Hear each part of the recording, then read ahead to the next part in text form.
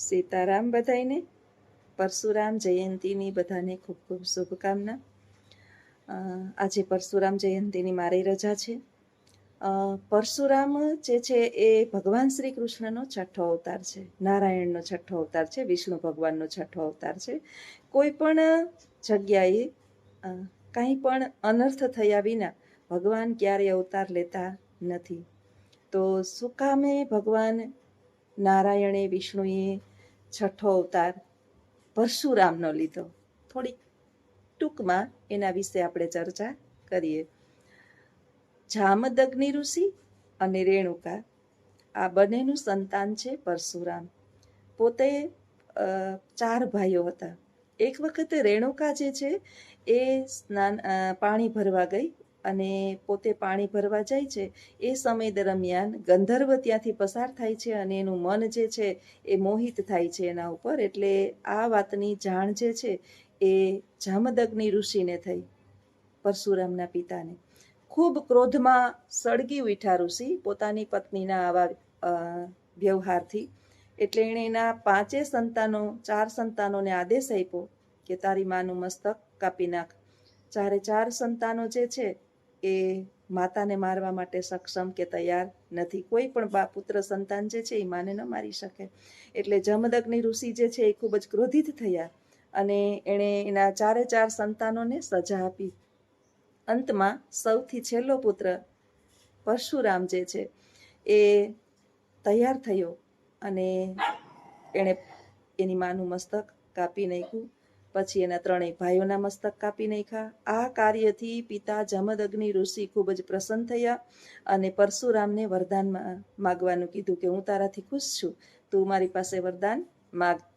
એટલે એણે ફરીથી એના 3 પુત્રો અને એની માતાને જીવિત કરવા કહ્યું. અને જ્યારે એ જીવિત થાય ત્યારે એને એનો ભૂતકાળ એટલે કે જે બનેલી ઘટના છે કે મેં મારેલા આ બધું પહેલાં હતું એવું જ કાંઈ પણ યાદ ન રહે એવું વચન માગી અને જામદગ્નિ ઋષિ એને ફરીથી સજીવન કર્યા. ભગવાન શ્રી કૃષ્ણનો આ છઠ્ઠો અવતાર પરશુરામ, એનું નામ માત્ર રામ હતું. ગુરુકુળની અંદર અસ્ત્ર શસ્ત્રથી બધામાં પારંગત અને શિવના ભક્ત હોવાને કારણે શિવ દ્વારા એને પ્રસાદીમાં ફરસી મળેલી, એટલે ત્યાર પછી એનું નામ પરશુરામ પડ્યું. 21 વાર પૃથ્વીને પરશુરામે નક્ષત્રી કરી. એની પાછળનું કારણ શું? કોઈ પર્સનલ, આપણે જેને કહીએ ને કે પર્સનલ બદલો લેવો, એવો કોઈ ઈરાદો પરશુરામનો હતો નહીં. પરંતુ કાર્તિકેય અર્જુન નામનો એક ક્ષત્રિય રાજા હતો, કાર્તિવીર્ય અર્જુન. ખૂબ ભગવાનનો ભક્ત અને ભગવાનની પ્રાર્થના કરી અને એને 1000 બાહુ માગી હતી, 1000 હાથ માગ્યા હતા અને ખૂબ સમ્રાટ. એટલે પોતાના ઘમંડમાં ને ઘમંડમાં જ્યાં જઈને ત્યાં જીતીને આવે એટલે ગરીબ, લાચાર, અશક્ત, નાના રાજા રજવાડાઓને હેરાન કરે, પરેશાન કરે અને અંતે પોતે સમ્રાટ બની ગયો. એક વખત ફરતો ફરતો એ જામદગ્નિ ઋષિના આશ્રમમાં આવે છે અને જામદગ્નિ ઋષિને આસપાસ જોવે છે તો કામધેનુ ગાય હોય છે અને એ ઋષિની હોય છે. ત્યારે એ ગાયને લઈ જાય છે ધરારીથી અને પરશુરામને આ વાતની જાણ થાય છે. પરશુરામના બળને આ રાજા જે છે એ હજી ઓળખતો નથી અને પરશુરામ યુદ્ધની ચેતવણી આપે છે. યુદ્ધ પોતાના બળમાં, ઘમંડમાં અને અભિમાનની અંદર એટલો ક્રૂર બનેલો આ ક્ષત્રિય રાજા છે, કાર્તિવીર્ય અર્જુન એનું નામ છે. એટલો બધો ક્રૂર અને એટલો બધો ઘમંડી થઈ ગયો છે કે એ ભગવાનને ઓળખી ન શક્યો અને પોતે પરશુરામ સાથે યુદ્ધ કર્યું. પરશુરામે પોતાની એક સક્ષમ, પરશુરામ ખૂબ બલવાન હતા, ખૂબ બલવાન. એટલે એણે એને વધ કરી નાખ્યો. પોતાના બધા સંતાનો જે છે એ ત્યારથી શરણાગત થઈ અને ભાગી તો ગયા, પરંતુ બદલો લેવાનું ભૂલ્યા નહીં કાર્તિવીર્ય અર્જુનના. એટલે એક વખત થોડા સમય પછી કાર્તિવીર્ય અર્જુનના સંતાનો છે, દીકરાઓ, જે પાછા ફરીથી જમદગ્નિ ઋષિના આશ્રમમાં આવ્યા અને ઋષિ જ્યાં તપ ધરતા હતા તેણે મારી અને 21 ઘા કર્યા. આ પરશુરામે જોયું. ક્રોધના આવેશમાં આવી અને પરશુરામે પ્રતિજ્ઞા લઈ લીધી કે 21 વાર મારા પિતા ઉપર ઘા કરી અને મારા પિતાના પ્રાણ જેણે લીધા છે એની 21 પેઢીનો હું નાશ કરીશ. કોઈ ખાસ વેર નહોતું ક્ષત્રિયો પ્રત્યે. પછી ત્યારથી જ્યારે જ્યારે પેઢી દર પેઢી જ્યારે કાર્તિવીર્ય અર્જુનની પેઢી જે છે એ રાજગાદી સંભાળતી અને પરશુરામ એનો વધ કરતા, જ્યારે એ રાજ કરતી, રાજ તિલક થતું અને પેઢી સંભાળતી, બધાને મારી નાખ્યા 21 પેઢી સુધી. માત્ર સગર્ભા સ્ત્રીઓ, બેનો, દીકરીઓ અને માતાઓ સિવાય આખો ક્ષત્રિયોનો વંશ જે છે 21 પેઢીનો એણે નાશ કરી નાખ્યો.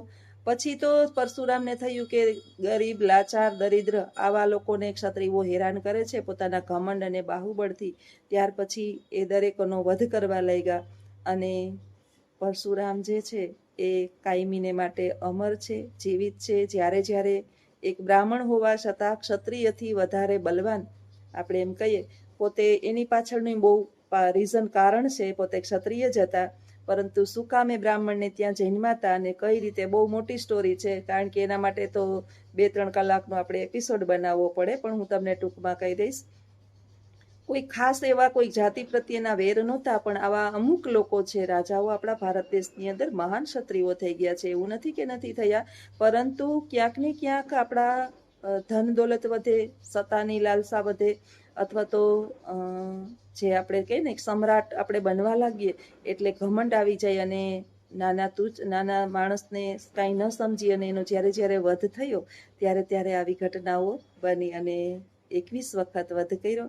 તો આવા મહાન યોદ્ધા તરીકે ભગવાન શ્રી કૃષ્ણ, ભગવાન નારાયણનો 6ઠ્ઠો જન્મ પરશુરામ બધાના જીવનમાં સુખ, શાંતિ અને સમૃદ્ધિ આપે અને બધાના જીવનની અંદર શાંતિ આપે અને બધાને આવી જ રીતે જે લાચાર, અશક્ત અને નિસહાય છે એની પેઢી દર પેઢી રક્ષા કરે એવી ભગવાન પરશુરામના ચરણોમાં પ્રાર્થના. ભગવાન પરશુરામ બીજું કોઈ જ નથી, ભગવાન નારાયણનો.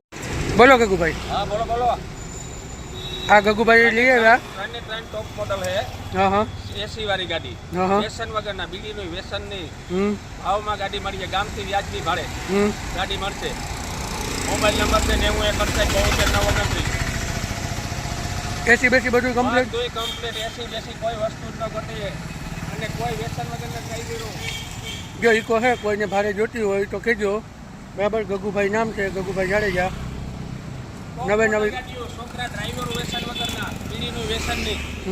જે કોઈને બહાર જવું હોય તો કહેજો. કોઈ પણ બેન દીકરી આવે તો આપણે એમ થાય કે બરોબર છે, હાલે વાંધીભાઈ. સમજો. ફૂલ જવાબદારી અને ગામ કરતાં સસ્તી. હા. ને પોરબંદર. ને આ છે એના મોબાઈલ નંબર. રહ્યા જે કોઈને જવું હોય કહેજો. ટોપ મોડલ ગાડીઓ, ટોપ મોડલ, નવા મોડલ 2025 ને ચોથા મહિનાની. કેજો ગમે ત્યાં જવું. હા, ચાલો. વ્યાજબી ભાવે એસી વાળી.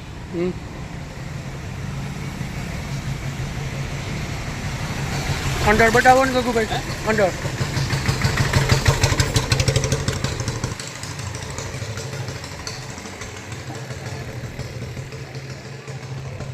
પાછળ જઈએ, પાછળ ખુલ્લું હોય. એટલું ખુલ્લું નહીં. જે કોઈને બાંધવું હોય તો ફોન કરજો. આ નંબર બંબર બધું હું આમ નાખી દઈશ. કોઈ જાતનો જવાબદારી બધી ટોપ મોડલ ગાડીઓ. પરશુરામ જયંતીની બધાને શુભકામના. ભગવાન નારાયણનો 6ઠ્ઠો અવતાર છે. યદા યદા હિ ધર્મસ્ય ગ્લાનિર્ભવતિ ભારતમ અભ્યુત્થાનમ અધર્મસ્ય તદાત્માનમ સૃજામ્યહમ. જ્યારે જ્યારે ધર્મની હાનિ થશે અને પાપ વધશે ત્યારે હું આ પૃથ્વી પર અવતાર લઈશ.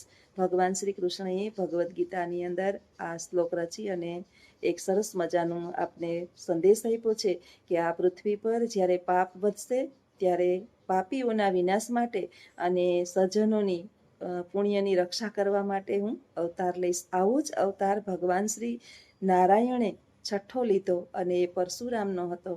અને એ પરશુરામ કોણ હતા એ આપણે હમણાં સાંભળીએ અને જોઈએ. અને ત્યારે એણે કીધું કે પરિત્રાણાય સાધુનામ વિનાશાય ચ દિષ્કૃતામ ધર્મ સંસ્થાપના સ્થાયી સંભવામી યુગે યુગે. પરિત્રાણાય એટલે બચાવવા માટે, સાધુનામ સજ્જનોને બચાવવા માટે, વિનાશાય ચ દુષ્કૃતામ, દુર્જનોને વિનાશ કરવા માટે આ પૃથ્વી પર હું વારંવાર અવતાર લેતો રહીશ. તો આવા જ ભગવાન નારાયણના છઠ્ઠા અવતાર પરશુરામની બધાને ખૂબ શુભકામના. ભગવાન પરશુરામ બધાના જીવનની અંદર સુખ, શાંતિ અને સમૃદ્ધિ આપે, બધાની રક્ષા કરે, બધાના જીવનની અંદર એને કોઈ પણ કાર્ય કરવાની ક્ષમતા આપે, એવી એના ચરણોમાં પ્રાર્થના. તો આપણે આગળ જોઈએ કે પરશુરામના જન્મનો મુખ્ય હેતુ શું હતો અને શા માટે એણે 21 વખત આ પૃથ્વીને નક્ષત્રી કરી હતી. તો વિડીયોની અંદર આપણે આગળ જોઈએ. સીતારામ બધાઈને. ઉઠીને તૈયાર થવા માંડ્યા છે બધાય. સાહેબ આવી ગયા છે. કૂતરી ટી ટી ટી ટી ચાલુ કર્યું છે અને મેં ચા મૂકી દીધો, રોટલી થાપો કરી લીધો છે. ઉપાડે એવા છોલા સાહેબ આવી ગયા પાવનો કોથળો લઈ. અડધા કૂતરા ધરાણા છે ને અડધા અમારા રોટલી વાળા છે હજી બાકી છે. રોટલી ટાઢી પડી, ગરમ પડી. અમારે ચાપલી હમણાં બગડી નથી, કાલનું નથી ખાધું કાંઈ. 2 વખત 3 રોટલી ચોરીને દીધી. ઓલી 6 રોટલી ખાઈ ગઈ, પણ આની હજી મોઢામાં કાંઈ નથી નાખ્યું. પડી ગયેલા બિસ્કિટ ખાતી હતી. ઓલા કહીએ ને કે કૂતરાના કરમમાં દૂધપાક ન હોય એમ આના કરમમાં સારી વસ્તુ. આને ખબર નહીં કઈ રીતે ખાવું એ જ ખબર નથી. એટલે હવે ગરમ રોટલી અત્યારે હાલો ચોરીએ થોડીક બે માટે. હા, આમાં પડી જ છે. લઈ લ્યો રોટલી અને તમારા કૂતરાનું કામ કરી લ્યો એટલે મારો ચા થઈ જાય. ત્યાં સુધી એટલું કામ મારું ઓછું. ચા થઈ જાય તો નાસ્તા પાણી બાને કરાવી લઈએ ને તો પછી નાવા ધોવાનું, પછી સ્કૂલે થઈ જાય હાલતા. રવિવારની 1 દિવસની રજા હોય ને એટલે પછી દાખલો પડે જાતાની હારે. ઉઠતા દાખલો પડે. તમે મને ઉઠાડીને પાછી હોઈ ગઈ હતી. મેં કીધું મને 5:30 ઉઠાડજો. 5:30 ઉઠાડી અને પાછી હોઈ ગઈ. પાછી 10 મિનિટ પાછી હોઈને પાછી નીચે આવી. તમે મને પેલા ઉઠાડીને તે 5:15 જ થયા હતા. તો 5:30 નું કીધું તું કાલે હુઈ જાવ જરા. 5:30 પાછો ફોન કર્યો. પાછું આમ આંખ ઉઘાડીને પાછું જરા જોઈ લીધું તો આપણી આંખ બંધ થાય એટલે લગભગ 15 મિનિટ પાકી હોય. પાછી હોઈ ગઈ. 5:45 ઉઠીને ધડબડાટી કરું છું હવે. જો કે 8 વાગે સ્કૂલે જવાનું હોય એટલે કઈ વાંધો નથી. હમણાં નિરાજ છે. મનીષાબેન તમારો અહીંયા વિડીયો એટલા માટે બનાવું. મનીષાબેન ને છે ને અન્નપૂર્ણામાં ઓલી પ્રતિમા બહુ ગમે છે એટલે હામી અન્નપૂર્ણામાં પ્રતિમા દેખાય અને અમારું પ્રોગ્રામ અહીંયા ચાલુ છે આગળ. સાહેબ છે એ હવે કામ કરવા માંડ્યા. આટલો રોટલી છપ્પો ગરમ કર્યો. આમાં 6-7 રોટલી હાઈ છે મેં બનાવી હતી. એ ટાઢી પડી છે. ઓલા બધા છે ને ટાઢી આઈ નાખી દો. આઈ નાખી દો છેલ્લી છે એ. ચા હવે ઉકળવાની તૈયારી છે. બા ઘરની અંદર ઘૂમરા લીએ છે.